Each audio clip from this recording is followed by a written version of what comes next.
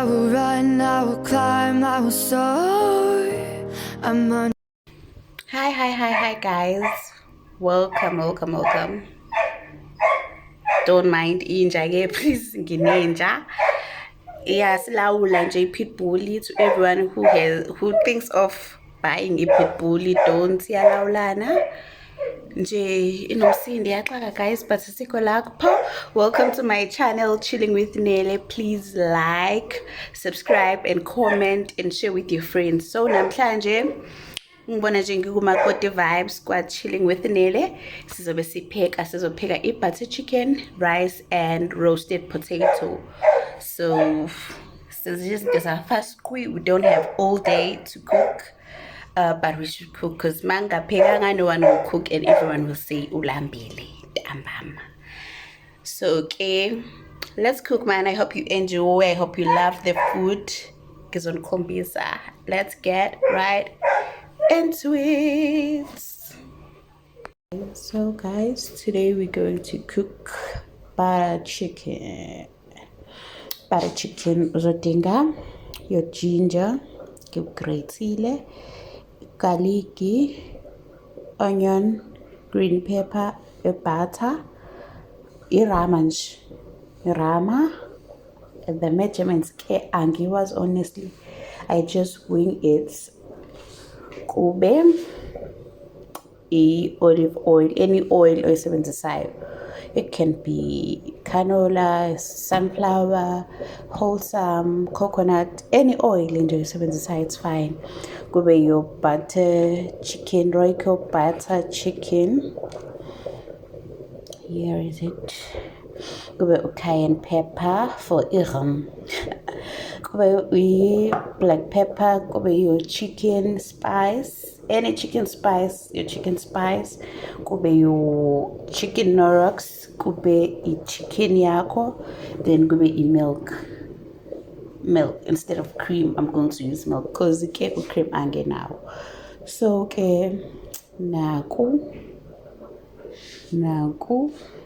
So let's wing it. Kashasha guys, fast quick. Nje sese right. Chicken ke ayixake njenge beef. So let's cook.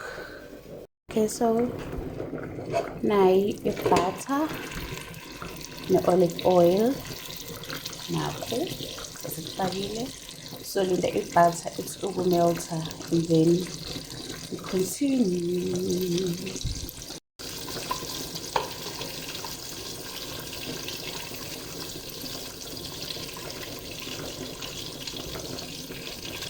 Linda imelt nje yonke. Stove sakho siku high efuko sashisa kakhulu. Siku high. Then ngizofaka uanyanisi, green pepper. Konke lokhu bekuchophiwe ngokufaka la. Okay, so nase ngifakile ngafaka ne-norox yami. Ngifaka half cause mina ngihlala nomuntu one BP ono nje uma akathanda ukuthi kubabe kakhulu ukudla okube spicy kakhulu cause nje don't know why but nje akakuthande, so angiwusebenzisi i-Norox cube nje angiyisebenzisi yonke. I always use half. So linda kuthi ukusha kube light brown. Silinde ne Norox cube yethu incebikale because akusile yamanzi ile cube angithi.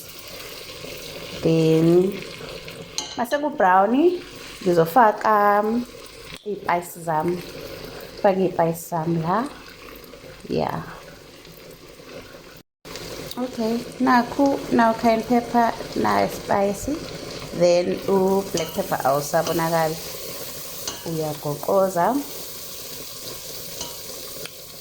Uyagoqoza nje kungashi.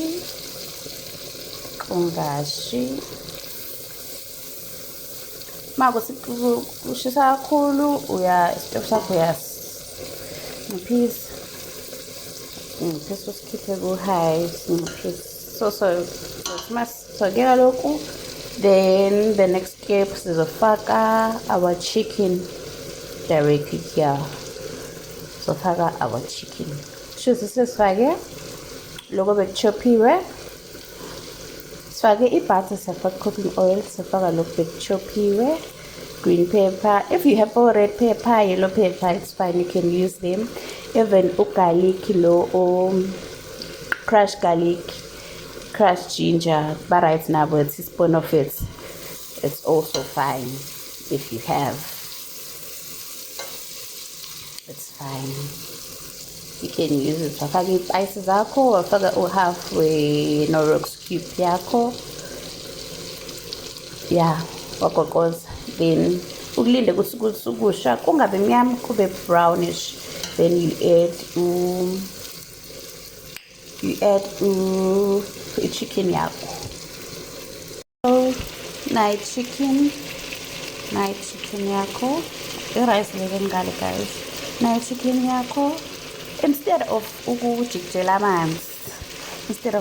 amanzi, thenga lo oyster sauce. Siyibiza ngendlela ehlukene ke, kodwa uthenge lo umfake nje uthi ukuthi ngayi. Then I believe because ishebo like siyayikhamela wona amanzi. I-chicken yami fine idefrostile but khona amanzi azophuma, so ungagijimeli ukufaka amanzi. Ufaka lo kancane, just 3 or 4 shakes, because shake 3 or 4 shakes, ugogoze, and just let your chicken ukuthi ivomele yona amanzi. Ungagijimeli ukufaka amanzi. If uwafaka kancane, uthi nje to nje unaki, ungawafaki in such a way that ufuna ukuwafaka and then uhambe uyobuka i-movie. So that won't work. So asiqhubekeni ke. Okay, so chicken yami sinje isengathi yashela phansi kancane. So faka your butter chicken. Remember ukuthi khona upowder, khona le sauce, that's fine. Uyayifaka nje, angizukuyifaka yonke. Uyayifaka. Remember ukuthi i-spice awufakanga kakhulu because le sauce lenayo ine-spices zayo, uzoyiza nje uma uyibhula. Then ufake ubisi lakho instead of water. Ufake ubisi lakho. And then you mix away.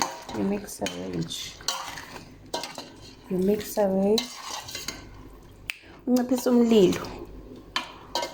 umlilo because mele kubhadle. So uzonciphisa nje umlilo wakho. Uma ngathi isitofu sakho siku-high kakhulu, ubhadle. I-chicken yethu ayikavuthwa vuvu. So nje unciphisa umlilo wakho kancane. Kube nje, you see? Sifake nje isosi, safaka ubisi. If kudinga ukuthi u-ede, ubona ngathi kushuke kakhulu or kuyashela kakhulu, uzo-ede olunye ubisi lakho kancane nje. Libe ubuthi gotsho. And then that's all guys. That's all. Kuzobila nje. Kube rice chicken yakho. Masuyibona ukuthi ivuthiwe ucine. Asilifaki isobho. Akukho need isobho. Le sauce imnandi nje iyodwa nobisi or with your cream if you have cream. Nayi.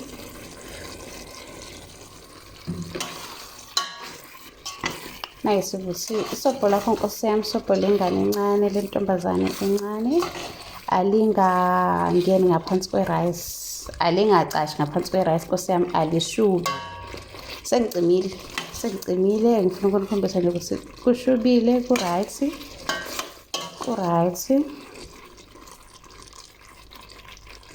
Phelile la. Sengicimile, we're done. Nale ni rice lengane encane, alingabi ipapa i-rice, alingaqini. So yeah,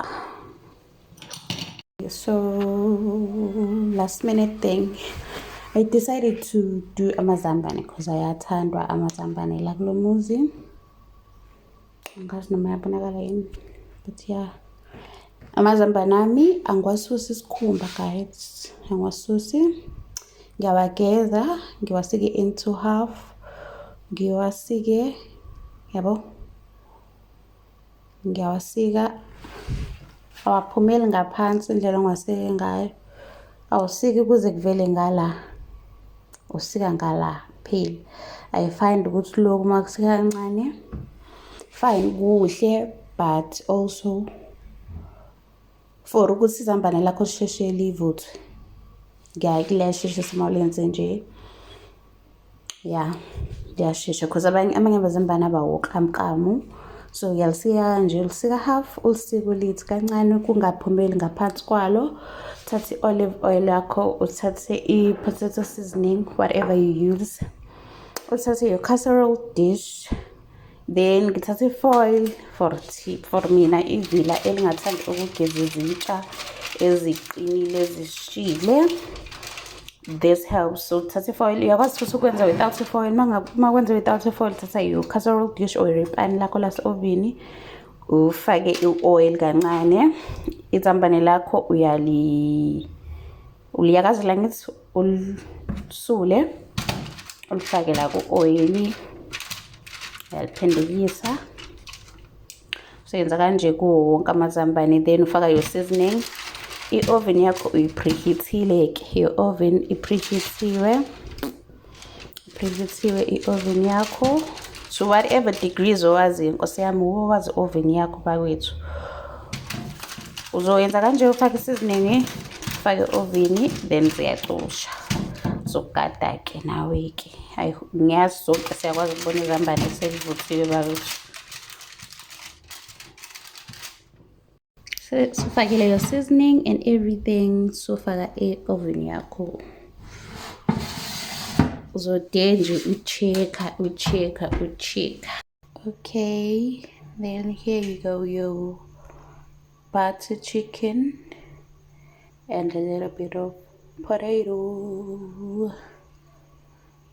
You can enjoy it. Fast, kuyashesha, rice cooks fast. Your butter chicken iyashesha because already isetshenziswa suke nazo zonke ispicy, and awufaki salt, awufaki lutho. Your roasted chicken iyashesha when you've sliced it like this. So there you go guys, enjoy.